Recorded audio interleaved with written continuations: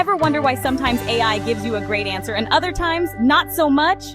The secret is in the prompt. But what exactly is a prompt? And how do you craft the perfect one? Let's dive in. A prompt is simply a question or command you give to an AI system.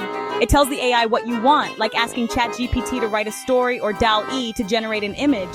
The better your prompt, the better the result. Let's see an example. Bad prompt. Tell me about space. Too broad. Good prompt. Explain space travel like I'm 10 years old, including how astronauts live in space. Much clearer. See the difference? A good prompt is specific, detailed, and clear. Now here are 3 powerful ways to improve your prompts. First, be specific. Instead of saying make me a workout plan, try create a 30-minute beginner workout plan for weight loss at home. Second, set a style or tone. Want an AI-generated story? Try write a detective mystery story in the style of Sherlock Holmes.